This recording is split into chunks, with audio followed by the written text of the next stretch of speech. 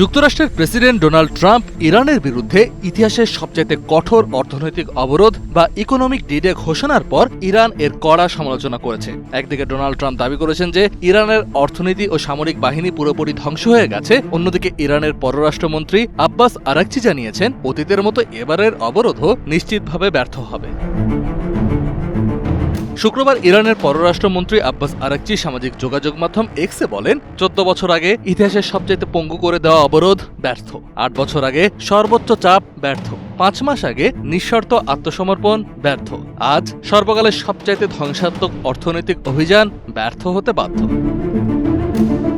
ওদিকে শুক্রবার মেরিল্যান্ডে সাংবাদিকদের সঙ্গে আলাপকালে ডোনাল্ড ট্রাম্প বলেন, তাদের কাছে কোনো অর্থ নেই, তাদের কোনো নৌবাহিনী নেই, তাদের কোনো বিমান বাহিনী নেই, তারা তাদের সেনাদের বেতন দিচ্ছে না, তারা তাদের পুলিশদের বেতন দিচ্ছে না, তাদের 350% মূল্যস্ফীতি রয়েছে। চুক্তির মেয়াদ শেষ হওয়ার পর ট্রাম্প নতুন করে এই অর্থনৈতিক যুদ্ধের ঘোষণা দিয়েছেন। তিনি দাবি করেছেন হরমুজ প্রণালীর সম্পূর্ণ নিয়ন্ত্রণ এখন যুক্তরাষ্ট্রের হাতে।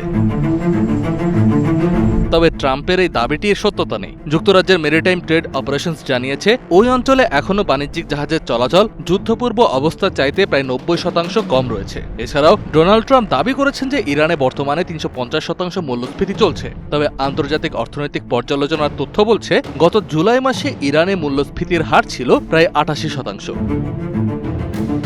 ডোনাল্ড ট্রাম্পের নতুন ইকোনমিক ডিডে ঘোষণা ইরান ও যুক্তরাষ্ট্রের মধ্যে চলমান সংঘাতকে আরও জটিল করে তুলেছে।